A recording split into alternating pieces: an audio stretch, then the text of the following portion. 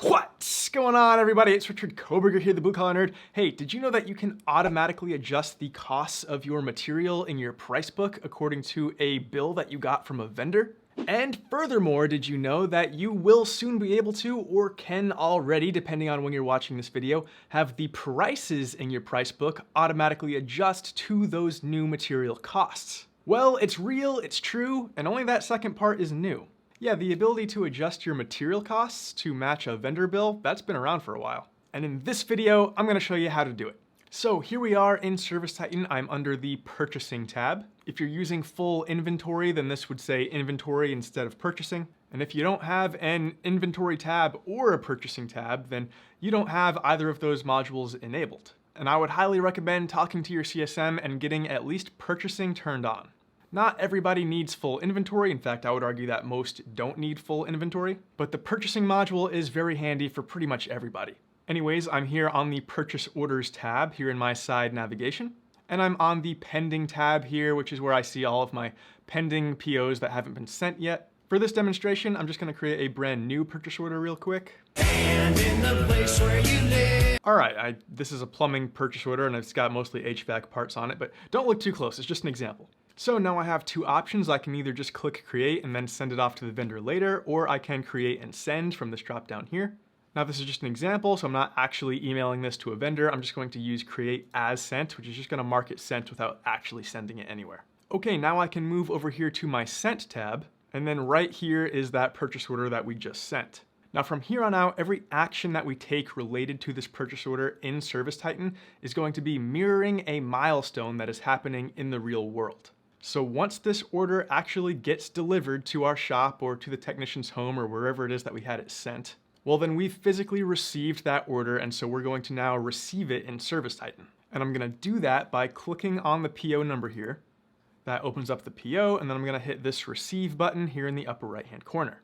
Now the main purpose of this step is to validate that we received from the vendor what we ordered in the quantity that we ordered it. And if we didn't, then we would want to change that here on the purchase order to be able to keep track of that. So my main concern for this step is this field right here. I want to make sure that the quantity received matches what I actually received. Now, yes, you are able to also adjust the unit cost on this step, but that's not the main concern here. You do not have the vendor bill yet. You might have the vendor receipt or the pick ticket that they basically just like tape on the pallet or whatever. And that document may have a cost on it, but you don't know for sure that that's what they're actually gonna charge you. All you know for sure at this point is what you received and how many, and so that is the main thing that you're validating here. So once all of your quantities match what you actually got, then you're gonna come up here and you're gonna hit save. And when I hit save, it's gonna be saved as a receipt. So you see here at the top, now it has a receipt number. Now this is where the magic happens. So I'm gonna pause the workflow here and we're gonna go into our settings. So up here, we're gonna go to the settings cog and we're gonna go to purchasing and configuration. And we're gonna look at this setting right here. Automatically create a bill when a PO is received. So by default, this option is checked off, it's enabled. And what that means is as soon as you do that step that we just did, your shipment arrives, you validate your quantities and you hit save. That generates, yes, a receipt, but it's also going to automatically generate a perfectly matching bill. So instantly you end up with an identical receipt and bill. But if we uncheck that, then we don't automatically copy that receipt into a bill. Instead, the receipt sits there and waits until we actually receive our bill from the vendor. And then somebody in your office, typically whoever handles your accounts payable, will manually generate a bill off of that receipt and then validate that all of the costs on that ServiceTitan bill match the actual vendor bill that you received. And that is the step where you get this magical toggle switch that allows you to automatically update any costs in your PriceBook if you change those costs on the bill.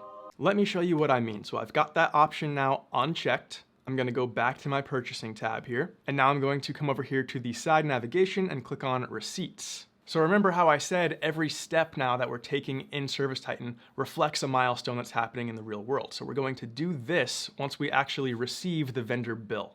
So we've got the vendor bill in hand, and now we need to create that bill in ServiceTitan. So I come to the receipt, click on the receipt number, then I come up here to actions and create bill. And then I do basically what I did back in the receiving step when I was creating the receipt, except now instead of my main concern being matching the quantities, my main concern is matching the unit costs. So I want to make sure that I'm actually paying what I was expecting to pay. Although I do still want to validate quantities again on this step as well, because I want to make sure that what my warehouse is telling me we received matches the quantities that now my vendor is billing me for. And if those don't match up, then one of two things: either my vendor is billing me for the wrong amount of stuff, or somebody in my warehouse messed up during the receiving step, and I would want to get to the bottom of that before even creating this bill. So we do still want to validate and make sure that all of that matches up, but now we have the vendor bill, and so we have the actual cost that the vendor is actually charging us, so we want to make sure that all of that matches what we're putting into ServiceTitan. Now let's say this right here, this 1/2-inch gas regulator, it's in my price book as a cost of $30, but my vendor actually charged me $35, and I validate that. They just say, yep, it went up, sorry. Okay, so then I would change this to $35, and I have this toggle switch up here that allows me to automatically update my price book with that new cost. So I'm just gonna toggle that. I also have the opportunity here to put in any shipping costs or tax, and then I will hit save. And just like that, not only have I generated my bill, which is now ready to be pushed over into QuickBooks, but I've also updated the material cost for that vendor that I was purchasing from in my price book. And by the way, bills are found under the accounting screen under this accounts payable section. So you can see it right there, that's the bill that we just made. So by not automatically generating the bill, it is more work, I admit it. We're adding a step to the purchasing workflow. But in my opinion, it's valuable work, it's worth it, and it actually saves you work down the line, because you're keeping your price book material costs up to date as you go. That also means that you're gonna be getting more accurate job costing.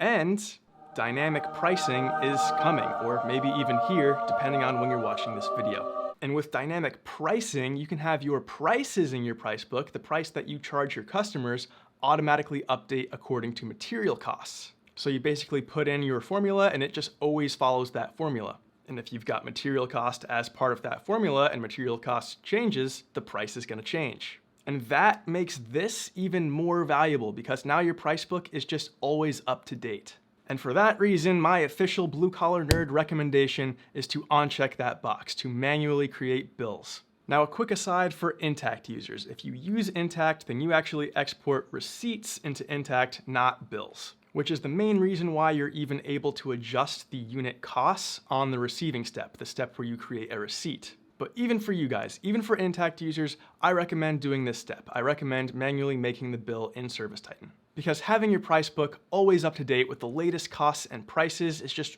really, really valuable. It's just my recommendation. You can do whatever you want. I'm just saying, just a recommendation. But you do you. Anyways, that's all I got for today. Be sure to subscribe to ServiceTitan's YouTube channel if you haven't done that already. Be sure to hit like if you like this content and found it valuable. And leave me a comment down below. Let me know what you think I should make a video on next. Please remember that your engagement through likes, comments, and subscriber numbers are the sustenance that I use to survive, and I will literally die without it. Appreciate it. Peace.